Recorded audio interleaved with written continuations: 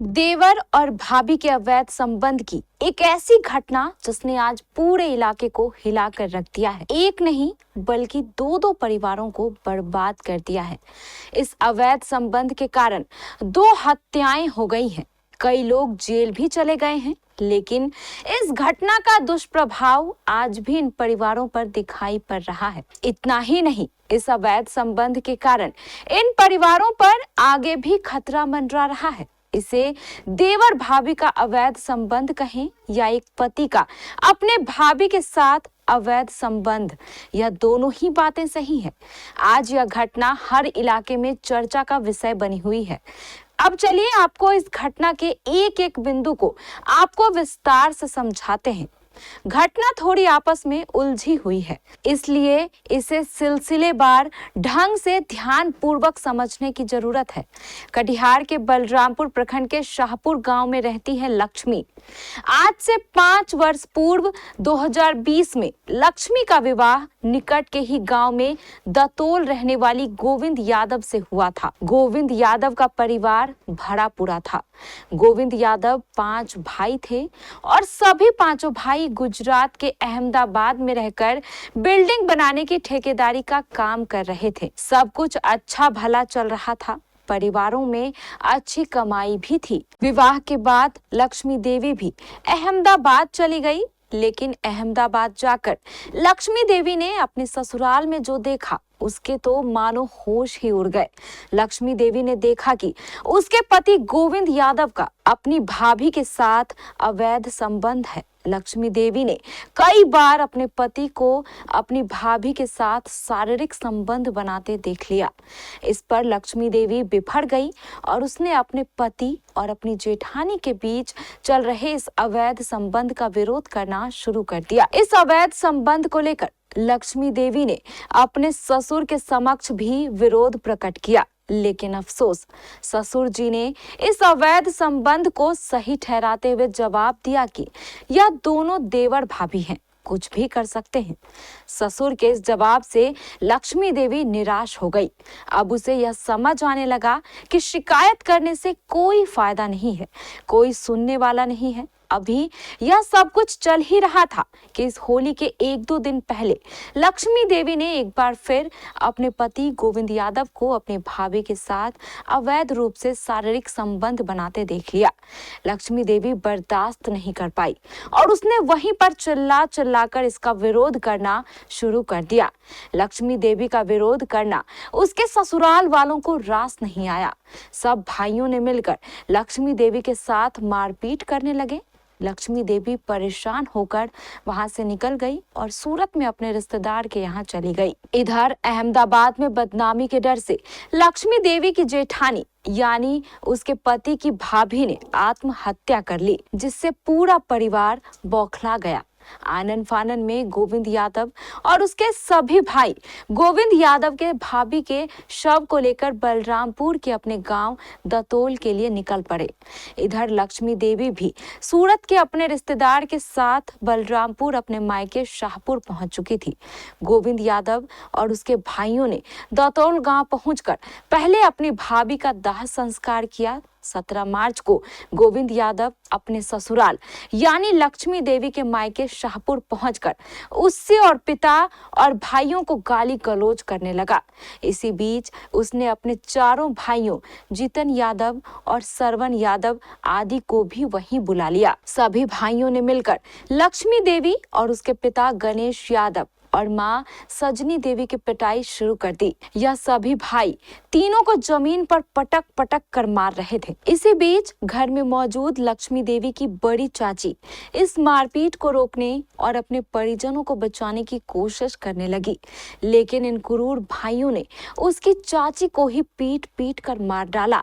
चाची की मौत से पूरे इलाके में हड़कंप मच गई। सभी भाई वहां से फरार हो गए।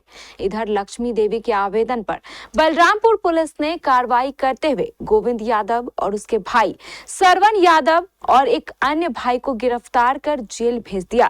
लेकिन मुख्य आरोपी जीतन यादव अभी भी खुलेआम घूम रहा है।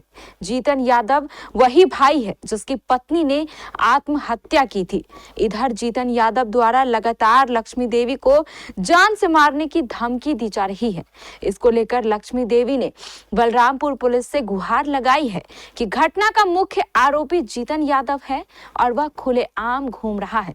वह लगातार उसे जान से मारने की धमकी दे रहा है, इसलिए इसे जल्द से जल्द गिरफ्तार कर जेल भेजा जाए। शुरू से हम अहमदाबाद में रहते थे और मेरे गुजरात में। हाँ, गुजरात में। और मेरे हस्बैंड भी रहते थे साथ में और देवर भी, सब मतलब 5-6 भाई एक ही जगह पे रहते थे। वो ठेकेदारी करते थे। मेरे हस्बैंड अलग ठेकेदारी करते हैं, वो और मेरे भसुर अलग करते हैं। साथ में ही रहते थे। 2 देवर शादीशुदा है, एक कुमारा है और 2 भैंसुर है। हम लोग साथ में ही रहते थे। मेरे हस्बैंड और मेरे जेठानी का गलत संबंध देखे। पहले से ही देखते थे। आपका पति का और आपका इसका? हाँ, मेरी जेठानी गलत संबंध। हाँ, उससे पहले भी देखे थे। फिर मेरे भसुर को बोले थे तो मेरे भसुर ने बोला कि देवर भाभी है तो वो लोग कुछ भी कर सकते हैं। तो फिर मैं झुक गई, कोई ऑप्शन नहीं रहा तो झुक गई मैं। फिर उस दिन देखी मैं तो वहाँ से मैं गुस्से से वो लोग मारने का प्लान लगाया। तो फिर वहाँ से हम डर से भाग गए।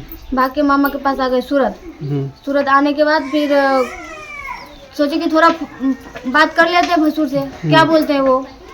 तो उसको सब बताए तो वो होल्ड किया फ़ोन, मेरी जेठानी को होल्ड किया। तो उनको थोड़ा सा वो डांटा, इतना तो पता है, थोड़ा सा डांटा कि हम क्या चीज़ का कमी दे रहे थे तो तुम ऐसा किया, ऐसा है तो तुम मेरे घर से निकल जा, बच्चे दे तो निकल जा। फिर उन लोगों के पास बीच में क्या बात हुआ नहीं हुआ पता नहीं। वो फांसी लगा के मर गई। फांसी लगा के मर गई? हाँ। कितना तारीख को? 12 तारीख को। होली से पहले क्या? हाँ, होली से पहले। चले ठीक। उसके बाद? फिर उसके बाद वो 3-4 दिन के बाद बॉडी लेके वो लोग यहाँ गाँव आया। गाँव आने के बाद कौन सा गाँव है? दतोल जी, बलरामपुर के नजदीक में जो है। हाँ। उसके बाद आया और अंतिम संस्कार किया। उसके एक दिन बाद वो लोग मारने आया हमको। कहाँ पे? आपका मायके में? मायके में। कौन सा गाँव? शाहपुर में। मारने आया तो क्या क्या कैसे मारा, क्या क्या हुआ? वो लोग आया, पहले मेरे हस्बैंड आया, घर में घुस के वो लोग पहले मारपीट किया। फिर फोन किया अपने भाई को, चारों भाई आया, मतलब 5 भाई मिलके घर में बहुत मारा, घसीटते हुए बाहर लाया। बाहर लाके फिर रोड में बहुत मारा। आपको मारा? हाँ, मारपीट सबको, मम्मी को, पापा को, सबको मारा। आपको कौन कौन मारा था? वो लोग 5 भाई। 5 भाई से? आपका पति, देवर, भसुर, सब कोई?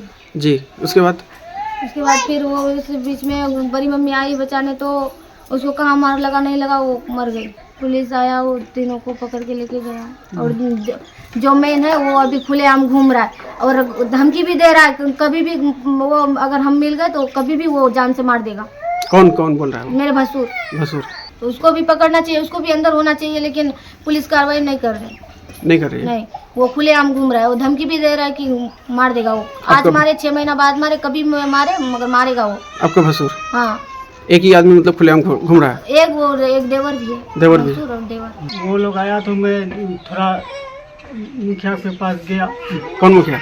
वो शिवन के पास। वो बोलता है चलो हम जाते हैं। उधर से आते आते पूरा लड़ी मार चालू कर दिया। तो हम बोले कि काहे मारा? एक बात बोले कि बस हमको पकड़ के गिरा दिया मार। भौजाई को जो आपका मारा है वो कैसे मारा था और देखे थे आप? नहीं, लेकिन वो भी देखने आया था। इस मारपीट में उसका मौत हुआ है। अब लोग कुछ कार्रवाई चाहिए उसका। कुछ वो नहीं, कुछ होता है, सब ऐसे चुपचाप रहता है। जो शादी हुआ था कौन सा गाँव में? दतल गाँव। किसके साथ? गोविंद के साथ। पिताजी उसका? उसका पिताजी का नाम है लालटू यादव। जी। क्या हुआ था, आप लोग मारपीट जो किए थे कैसे हुआ था? किया तो बाहर में किया, कैसे किया नहीं किया वो लोग हम नहीं कह सकेंगे। हमारा घर पर दे आने लगा, मेरा बेटी का गोतनी वहाँ मर गया। घर आया तो और 1 दिन बाद में लाश को जलाया। 3रा दिन में हमारा बेटी को हमको मेरा पति को, 3 गो लोग है। घर में घुस के मार पीट, जितना है दाल चावल सब्जी धान सब मिला के मार पीट, कपड़ा लगता है, इतना बक्सा टक्सा जो है सब छीन छान के जब फेंका दिया। कौन कौन आया था मारने के लिए? गोविंद पहले आया, गोविंद ते लोबिन, तार बाद तिलकचंद ते जीतन और सरवन। उसके बाद क्या क्या किया? तो घर में मार पीट के चूल्हा झोटा पकड़ के ते रोड पर मार के पटका के। किसको मार के फेंक दिया? लक्ष्मी को, मेरे को, मेरा पति को। नहीं, जान से किसको मारा? मेरा मोरमी देवी को। मर गई वो मर गई। वो लोग जो है, उन लोग का क्या कहना है कि मारने के लिए आया था? किस कारण से आया था? वही मेरे बेटी के कारण से। वहाँ जो आपका बेटी का जो ये जेठानी जो मर गई थी इस वजह से? इसी वजह से?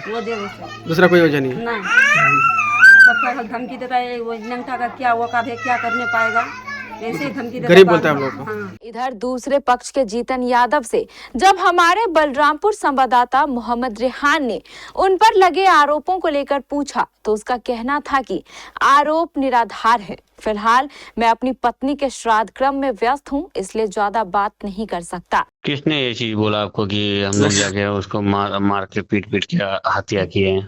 वही तो बोले, लक्ष्मी देवी। लक्ष्मी देवी।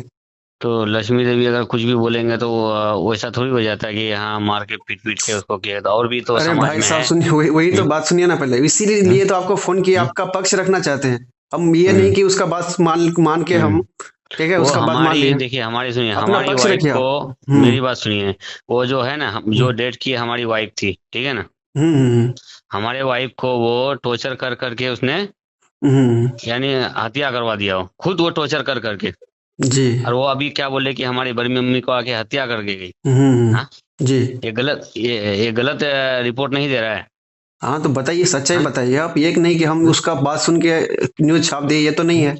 इसलिए आपसे हम सच्चाई जानना चाहते हैं। इसके लिए देखिए हम अभी कुछ नहीं कर सकते हैं क्योंकि हमारा वाइफ का खुद श्राद्ध चल रहा है। हमारे पास इतना टाइम नहीं है सर जी कि आपसे हम रिपोर्ट आपको हम हकीकत बताएं, क्योंकि मेरा खुद यहाँ पे आज मुंडन चल रहा है, मैं खुद यहाँ पे बिजी हूँ। नहीं, जो भी है फोन में ही बता दीजिए आप, ठीक है। जो भी है अपना सच्चाई आप बता दीजिए, जिससे नहीं आप जो आपको जो बुलाए हैं ना, आप कहाँ से, कौन सा रिपोर्टर बोल रहे हैं आप? KBC news reporter. KBC news. तो आप जो जिस तरीके से वो आप बयान दिया है, उनके बयान सुन के आप जो छापना चाहते हो छाप दो। हमारे बयान तो अभी हम कुछ बयान नहीं दे सकते इस मैटर के लिए, क्योंकि हम खुद परेशान है अभी। जी जी। नहीं, सच्चाई अगर हो जाए ना, दोनों तरफ का सच्चाई होना जरूरी है न्यूज में। एक नहीं, तरफा सच्चाई वो हमारे तरफ से सच्चाई क्या है? हमारे तरफ से सच्चाई के लिए कुछ सुनना ही नहीं है। जो हमारे उस तरीके से हमारा भाई जेल में है, उसी वजह से जेल में है, ठीक है ना। तो हम क्या उसको सच्चाई जवाब देंगे? हमारे पास इतना टाइम नहीं है सर जी कि आपको हम क्या रिपोर्टर देंगे या क्या बोलना चाहते हैं। हमारे पास उतना भी टाइम नहीं है सर। आप जो जिस तरीके से उनसे सवाल कीजिए, अब उनके सवाल के हिसाब से आप जो करना है आप कर दीजिए, उसमें रिपोर्ट छाप दीजिए उसमें।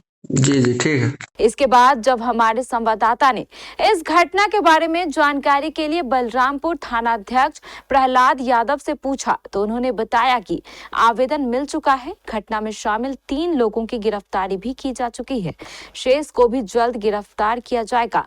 खैर, मामले की जांच में भले ही जो परिणाम आए, लेकिन इस घटना ने एक परिवार के 2 महत्वपूर्ण रिश्तों के बीच अवैध संबंध को लेकर पूरे समाज को शर्मसार अवश्य कर दिया है।